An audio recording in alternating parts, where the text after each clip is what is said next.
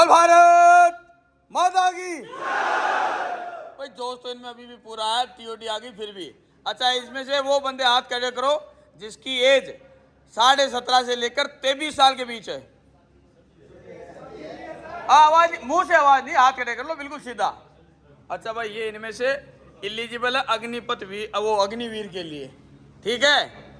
अच्छा, अब इनमें से मैंने इनको जो जानकारी बताई थी इसके बारे में, लेकिन इनमें से क्या सोचते थे कि इनकी राय लेते हैं, हाथ नीचे करो देखें। अच्छा, अब कौन कौन ऐसा है जो आर्मी की तैयारी करना चाहेगा और कौन ऐसा है जो एसएससी जीडी की तैयारी करना चाहे? जीडी वाले हाथ खड़े करो, दोनों वाले हाथ खड़े करो।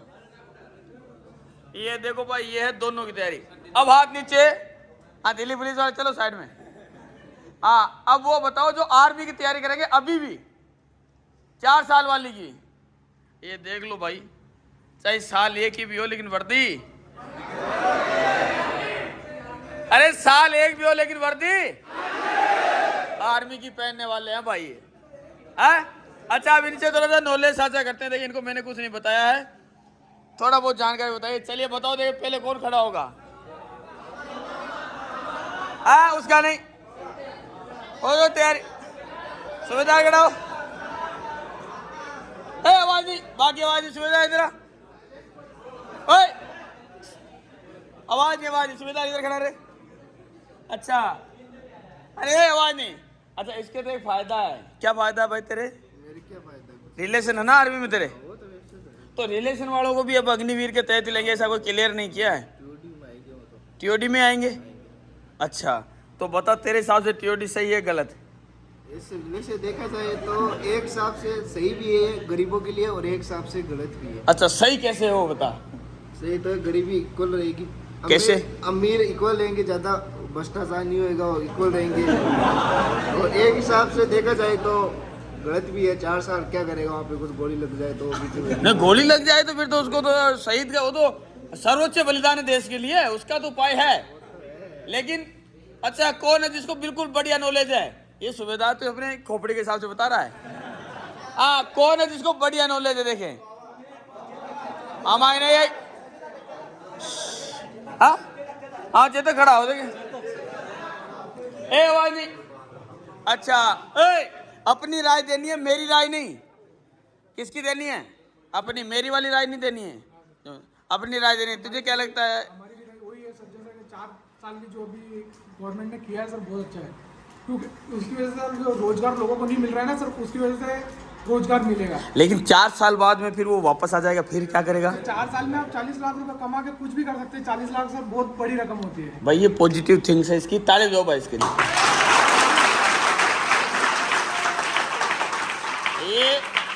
ये भाई पॉजिटिव थिंग्स है इसकी, कि कम से कम एक तो रोजगार ज्यादा मिलेगा इससे, और एक सेना का सपना पूरा होगा। सर, जो लोग हैं जैसे बेरोजगार, बहुत सारे गलत रास्ते जा रहे हैं सर, इससे रुकेंगे। अच्छा, ये बात भी सही है कि भाई जो लोग इस एज में गलत रास्तों पे जा रहे हैं वो भी थोड़ा बहुत रुकेंगे। हाँ सर, और जो इससे बहुत फायदे हैं सर। फायदे भी है, चलो इसकी तरफ से भाई फायदे भी है। कोई नुकसान वाला भी है जो मानता हो टीओडी गलत है? हाँ भाई, वाले ये खड़ा हो जा, खड़ा जा। आवाज नहीं, मामा नहीं। हाँ बता भाई, तेरे हिसाब से गलत कैसे है? जैसे नुकसान ये है, जैसे 6 महीने की ट्रेनिंग करने के बाद में कोई जैसे जम्मू में जिसकी ड्यूटी लगने जाना है, तो फिर 4 साल में क्या कहाँ जाएगा? जम्मू जाएगा, लद्दाख जाएगा, पंजाब जाएगा? नहीं, वो तो फिक्स नहीं, वो तो 4 साल उसको कहीं पे भी भेज सकते हैं। 16 साल में वो कई स्टेट घूम लेगा, हर जगह देख रहा क्या रहना सहना, कल्चर क्या है। अच्छा, 16 साल में भी हर जगह नहीं देख पाता, ऐसा भी कोई फिक्स नहीं है। 4-5 तो देख ही लेगा। हाँ, 4 नहीं, ऐसे 4-5 से ज्यादा भी देख लेगा, ऐसी कोई बात नहीं है, क्योंकि ड्यूटी हर 2-3 साल में चेंज होती रहती है। हाँ, आवाज बाकी इसमें नहीं होगी, मतलब एक ही स्थान पे कहाँ जाना है कुछ सुनिश्चित नहीं है कि कहाँ ड्यूटी लगे कहाँ ना लगे। नहीं, वो तो अब आर्मी में आप चले गए तो फिर आपके लिए सभी राज्य क्या है? समान है, उसमें कोई फर्क नहीं, आपसे कहीं पे भी ड्यूटी करो। आर्मी में लगने के बाद आरआर में जाना सुनिश्चित है, 3 साल काट के आएगा। हाँ, वो तो आर्मी में लगने के बाद है। तो इसमें आरआर सुनिश्चित ने भेजे या नहीं भेजे क्या? नहीं, वो कोई फिक्स नहीं। आरआर तो आपको पता है, राष्ट्रीय राइफल बहुत एक्टिव संस्था आर्मी की, जो कि कश्मीर में एक्टिव रहती है। जाना जो आरआर में नहीं गया, फिर आर्मी में क्या फायदा लगता है? लेकिन सर अगर देखा जाए ना, तो स्वयं की जो देख रहे हैं लोग, कि 4 साल हम क्या करेंगे उसके बाद आने के, अरे तनख्वाह नहीं लोगों की चाहिए भी देखनी चाहिए सर। हाँ? कितना तो लोग रोजगार मिलेगा वो भी देखना चाहिए। नहीं, ये अरे सुनो, उसका अपना मत है। उसका कहने का मतलब ये है कि लोग अपनी सोच रहे हैं, ये नहीं सोच रहे कि इससे थोड़ा सा रोजगार ज़्यादा मिलेगा और ज़्यादा लोगों को मौका मिलेगा, क्योंकि अगर 4 साल के लिए एक जवान रहेगा और एक 16 साल के लिए रहता है और उसमें से भी 25% को आगे रेगुलर आर्मी में कन्वर्ट कर दिया गया। अगर आपका काम अच्छा रहा, अप टू द मार्क रहा, तो आपको रेगुलर कर देंगे, नहीं तो नहीं करेंगे। समझे बात को?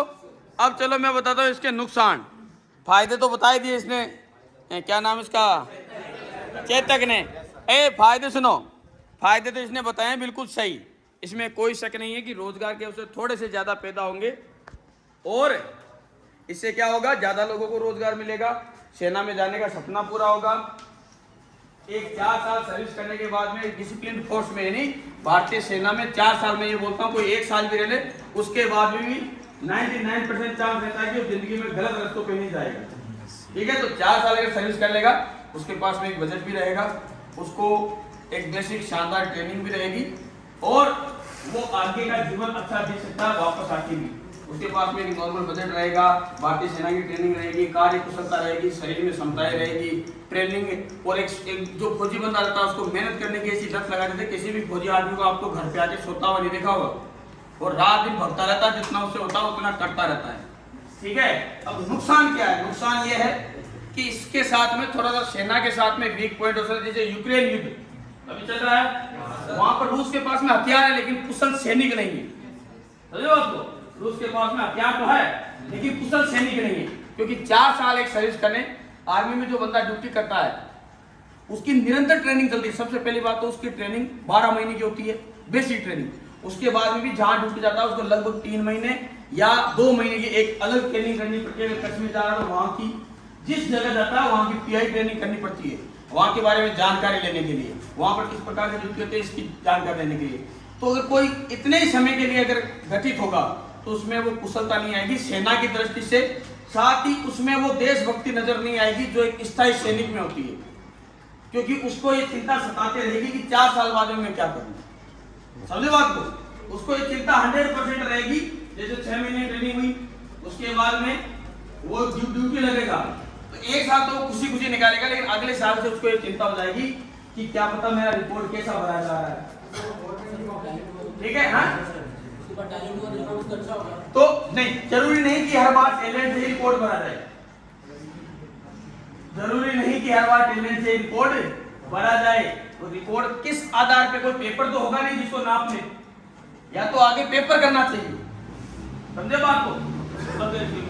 अगर आगे पेपर कर दिया जाए तो भी उसमें यह हो सकता है कि चलो पेपर कर दिया तो भाई हम वापस पेपर देके एग्जाम ले, पेपर तो होगा नहीं, आपका टैलेंट भरा जाएगा। तो जरूरी नहीं कि टैलेंट आपका भरा जाए, पड़ोसी का भी भर सकते हैं, आगे जाके भी धोखाधड़ी हो सकती है इसमें। समझे बात को? अरे टैलेंट भाई एक ऑफिसर आपका भरेगा कार्य कुशलता, तो वो क्या पता किसका अच्छा भरे किसका गलत। आप चैलेंज कर सकते हो क्या आर्मी में किसी भी चीज को? नहीं कर सकते। तो 4 साल बाद में भी जो स्थायी 25% के जा रहे हैं उनके लिए कोई पेपर होना चाहिए ताकि पता चले कि भाई ये इस पेपर में कितने नंबर लेके आया। समझे बात को? ये होना बहुत जरूरी है, नहीं तो फिर बहुत ही धांधली हो जाएगी आगे जाके बीच में। समझे? दूसरा इससे अलावा नुकसान क्या है कि एक तो उसको ये चिंता सताएगी, एक वो कभी भी किसी भी युद्ध की स्थिति में इस चीज को हमेशा उसके माइंड में रहेगी कि मैं सिर्फ 4 साल का सैनिक हूं। समझे बात को? और उसको ये भी फील होगी कि 6 महीने बाद मुझे अब सेना छोड़नी है। जैसे 3.5 साल या 3 साल की सर्विस होगी, उसके बाद में उसको ऐसा लगने लग जाएगी कि मुझे सेना छोड़नी है, तो वो आगे की रणनीति वहीं से तैयार करने लग जाएगा। इसलिए उसकी कार्य कुशलता पर भी संकोच रहेगा। अरे बात समझे? जैसे आपको आगे के जीवन की चिंता पहले से रहेगी कि अब मैं क्या करूंगा, तो वो वहां पर उस लगन से, उस मोटिवेशन के साथ में देशभक्ति नहीं दिखा पाएगा या ड्यूटी करने में भी असक्षम रहेगा। क्यों? उसको किसी भी प्रकार का कोई भी टास्क मिलेगा तो सोचेगा मेरे को 6 महीने जैसे तैसे करके मैं निकाल लूं। बात समझ आई? कि जैसे तैसे करके मैं निकाल लूं और अपना रिकॉर्ड बचा लूं, ये बचा लूं। तो 25% रेगुलर हो जाएंगे, 75% वापस आएंगे। उनको कहने के सिर्फ अभी विकल्प दिए हैं, क्या पता उन विकल्पों में से उसको कुछ मिले ना मिले। दूसरी बात, जो पैकेज भी दिया ना अभी, इसमें भी थोड़ा सा उलट फेर है। जैसे आपको बताया गया कि सेवा निधि पर 11 लाख कुछ रुपए मिलेंगे, उसमें से 5 लाख और कुछ रुपए आप ही के जमा होंगे। जो प्रति महीने जो 30,000 पेमेंट बताई उसमें से 9,000 रुपए कटेंगे, और जो 4 साल की सर्विस है उसमें हर महीने आपकी जो पेमेंट आएगी उसमें से 30% कटेंगे। दूसरी बात, किस एरिया में ड्यूटी करेगा, तो उस एरिया की नॉलेज होना बहुत जरूरी है, जिसके लिए अलग से ट्रेनिंग करानी पड़ती है। तो एक सैनिक जो इस प्रकार से सेना में जाएगा, उसकी कार्यकुशलता, क्योंकि अगर 12 महीने की ट्रेनिंग एक स्थायी सैनिक को मिलती है और एक 6 महीने की ट्रेनिंग मिलती है, उसमें रात और दिन का फर्क होता है। इससे सरकार का मोटिव ये है कि कैसे भी करके जैसे पेंशनधारी कम किए जाए, तो पेंशनधारी कम करनी है ना, तो फिर संसद वीर बनाने चाहिए। किसी भी एमएलए को 2 साल के लिए संसद चुन दो, उसमें जो 25% रख लो और बाकी को संसद वीर बना के वापस भेज दो और उनकी पेंशन बंद कर दो। अगर पेंशन बंद करनी है तो राजनेताओं की करो, क्योंकि देश के जो सैनिक है उनकी नहीं, समझे बात को। पेंशन अगर बंद भी करनी है तो राजनेताओं में होनी चाहिए और उनको बनाए संसद वीर, अग्निवीर की तरह उनको बनाए संसद वीर, 2 साल बाद भेज दो उनको घर। अब उनको तो एमपी बन गया तो अलग पेंशन, एमएलए बन गया तो अलग पेंशन। तो इस हिसाब से टीओडी की वो बात, इसमें कोई शक नहीं है, कई उसकी पॉजिटिव थिंग्स भी है, पूरी गलत नहीं है, लेकिन उसका जो आगे का जो पारदर्शिता है वो क्लियर होनी चाहिए कि 4 साल बाद में किसका सिलेक्शन होगा किसका नहीं है, किसी एक रैंकधारी के बनने से नहीं होना चाहिए। रैंक पर बेटा हर एक इंसान सच्चा नहीं होता, समझे बात को। हर एक इंसान सच्चा नहीं होता, उसकी कार्य कुशलता पता नहीं, उसमें भेदभाव करते तो ऐसे भी मामले बहुत आएंगे। फिर देखना जैसे ही आएंगे इनमें ऐसी नेगेटिविटी बहुत आएगी कि मैं अच्छा था लेकिन फिर भी मेरे को पता नहीं क्यों नहीं लिया, क्योंकि लेना सिर्फ 25% को है, तो 75% जो जवान होंगे उनमें एक नेगेटिव थिंग्स भी आएगी। और रक्षा के साथ मतलब कि कुशल सैनिक होना बहुत जरूरी है। 4 साल के लिए उनको कहीं पे भी ड्यूटी दी जाएगी तो मुझे नहीं लगता कि उनमें कार्य क्षमता उतनी अच्छी होगी जितनी एक 12 महीने ट्रेंड सोल्जर में होती है, समझे। एक 12 महीने ट्रेंड सोल्जर है, 6 महीने ट्रेंड सोल्जर है, दोनों में एक जैसी कार्य कुशलता नहीं हो सकती, दोनों का डेडिकेशन एक जैसा नहीं होता। समझे बात को। तो जिंदगी भर आर्मी में रहने वाला, मुझे तो और एग्जाम की भी तैयारी करनी है, मुझे वापस जाके नौकरी में तो लगना है, वापस पेट भी तो भरना करवाऊंगा, समझे बात को। ये इसके कुछ नेगेटिव पॉइंट भी है, दोनों चीजें आगे समझ में। तो अगर देश ने लागू किए तो हम इसका विरोध नहीं करते, विरोध इसका करते हैं कि जो आर्मी के बच्चों का जो पेपर नहीं हुआ है वो होना चाहिए, एयरपोर्ट का जो रिजल्ट रुका हुआ है वो होना चाहिए। बाकी पीओटी के फायदे नुकसान सरकार ने भी कुछ ना कुछ देखे होंगे, समझे बात को। अभी पूरा देश विरोध कर रहा है, हर बार कोई भी नई स्कीम आती है उसका विरोध तो होता ही होता है, ठीक है, क्या पता है पॉजिटिव ले, लेकिन इसमें पारदर्शिता पूरी होनी चाहिए कि इनका आगे का जो प्रोसेस है सिलेक्शन का वो इस प्रकार रहेगा। जो स्थायी सिलेक्शन होंगे ना वो इस प्रकार से होंगे कि उनका फिर मापदंड होगा या उनका फिर शारीरिक फिजिकल होगा, उनके आगे का पड़ाव ये रहेगा, ताकि वो 4 साल सेना में रहते आगे रेगुलर होने के लिए जो मापदंड बनता है उसकी भी साथ में तैयारी करता है। नहीं तो फिर उसको एक चिंता सताएगी 3 साल बाद में कि अब क्या होगा, क्योंकि ये जरूरी नहीं है कि सेना से वापस आने के बाद में उसकी जो आयु है वो भी 4 साल प्लस हो जाएगी और उसके जो विकल्प है यहाँ के वो भी कुछ बहुत होते नजर आएंगे, समझे बात को। भाई आप 4 साल सेना में सर्विस किए हो और जो 4 साल से तैयारी कर रहा है, क्या आप उसके बराबर पेपर फाइट कर सकते हो? कर सकते हो क्या? भाई आपकी एजुकेशन भी रुक जाएगी। अब आप मान लो 12th पास या 10th पास करके गए, आपकी एजुकेशन रुक गई उसी समय, क्योंकि ट्रेनिंग के दौरान आप किसी प्रकार का पेपर नहीं दे पाओगे, समझे। कॉलेज पेपरों में भी जरूर नहीं है आपको समय पे छुट्टी मिले, ऐसा सेना में कहीं नहीं लिखा हुआ कि भाई समय पे छुट्टी मिलेगी। आपकी जो EL CL होती है इनको भी रोकी जा सकती है, तो उसकी एजुकेशन रुक गई। दूसरा बच्चा आपके साथ थोड़ा तैयारी कर रहा बाहर, तो आप उसके साथ जब कंपटीशन लड़ोगे तो वो आपको आने नहीं देगा। तो इसलिए इनका आरक्षण वर्ग फिक्स होना चाहिए पहले से ही, कि जो 75% आएगी उनकी आरक्षित सीटें रहेगी इतनी। उनको एक सर्विसमैन का कोटा तो नहीं मिलेगा, लेकिन उनको अग्निवीर का कोई ना कोई कोटा मिलना चाहिए, ताकि वो दूसरे से कम नंबर लाके भी उस सर्विस में जा सके। स्पेशली बेल्ट की नौकरियों में तो ऐसी सुविधा होनी चाहिए, क्योंकि बेल्ट के लिए जो तैयार है पहले से 4 साल सर्विस किया, तो इसका मतलब ट्रेंड सोल्जर वो पहले से ही है, वेल ट्रेंड सोल्जर तो पहले से, तो उसको बेल्ट की नौकरियों में आरक्षण देना चाहिए।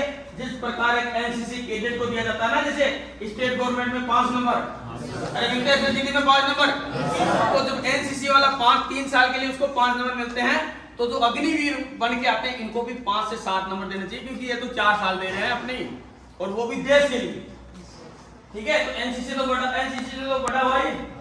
इसके अलावा इसमें सिलेक्शन प्रक्रिया में इतना बदलना चाहिए कि जो बच्चा एनसीसी करता है 3 साल की, कम से कम उसको तो स्थायी सिलेक्शन होना चाहिए।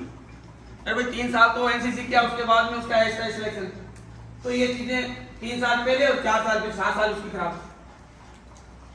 तो कम से कम जो एनसीसी वाले हैं इनके लिए अलग प्रावधान होना चाहिए, इनमें जो ट्रेड में जा रहे हैं उनके लिए अलग प्रावधान होना चाहिए, कलर कोड के लिए अलग प्रावधान होना चाहिए। इसकी गाइडलाइन पूरी अच्छे से आनी चाहिए, तब जाके इसमें मजा आएगा। फिर बाद में भले लागू, समझे बात को? अरे भाई बाद में भले लागू कोई बात नहीं, वो वेल ट्रेंड है। ये इतना कर ले कि जो राजस्थान गवर्नमेंट या सेंट्रल गवर्नमेंट की अदर जो भर्तियां, जैसे एक न्यूज आ जाएगी कि असम राइफल और सीआरपीएफ में उनको आरक्षण दिया जाएगा, तो ये अच्छी बात है। उनको वापस आने के बाद में आरक्षित वर्ग बना दे तो फिर अच्छी बात है, फिर उनके सोच लिए, फिर जिसमें दम होगा वो पढ़ाई करके लग जाएगा। और जिसमें बुद्धि होगी, जैसे लोन लेने में सुविधा बताइए, बिजनेस लोन के लिए सुविधा बताइए, और भी कई कामों में छूट दी है, तो वो गाइडलाइन पूरी जारी होनी चाहिए ताकि इनके मन में कोई शंका ना रहे। ठीक है? तो फायदा और नुकसान दोनों ही है, हर एक चीज के फायदे नुकसान दोनों होते हैं। हम पॉजिटिव साइड देखते हैं, लेकिन जो चीजें बोली है इनका भी, इन पे भी विचार होना बहुत जरूरी है। समझे बात को? लेकिन सबसे जरूरी है भाई, जिनका पेपर रद्द किया इनका पेपर होना चाहिए, क्योंकि पिछले 2 साल से बेचारों के घर नीलाम हो गए, बड़े गरीब आदमी। अरे आर्मी की तैयारी करने वाले सब गरीब ही होते हैं, और 2 साल से पेपर की तैयारी कर रहे हैं, अब अंतिम समय में बोलते पेपर, ऐसे थोड़ा ना होता। एयरपोर्ट वाले बच्चे वेट कर रहे हैं कोलेक्टर का, और उनको बोला नहीं रद्द है। कल एक वीडियो देखा, उसमें एक लड़का ऊपर से वो बोतल डाल के आग लगा ली जिंदा ही। तो आप इतना मजबूर भी ना करिए बच्चों को, इस प्रकार का कार्य तो नहीं करना है, किसी को नहीं करना है, क्योंकि मैंने इनको भी बताया था कि नौकरी सब कुछ नहीं, आप सिर्फ एक नौकरी पाने के लिए ही पैदा नहीं हुए हैं। समझे बात को? नौकरी सब कुछ नहीं, आप सिर्फ नौकरी पाने के लिए पैदा नहीं हुए। देश सेवा जरूरी नहीं है, अगर आपको मिलता है बहुत अच्छी बात है, उसका सौभाग्य है जिसको भारतीय सेना में जाने का मौका मिले, लेकिन नहीं भी मिले तो देश सेवा तो हम कहीं पे भी कर सकते हैं। समझे बात को? अगर हम समाज की सेवा करते हैं तो वो भी देश सेवा ही कि नहीं है? अरे है ना? तो देश सेवा के बहुत सारे विकल्प है, लेकिन आत्महत्या कोई विकल्प नहीं है। इस प्रकार की कार्रवाई नहीं करनी है। आज सरकार ने 2 साल की छूट वाली बात मानी है, पेपर वाली भी मानेगी। आजा। अरे भाई सारी तैयार कर रखा था, लेकिन अब इसमें नहीं बुलाएंगे अगले वीडियो में।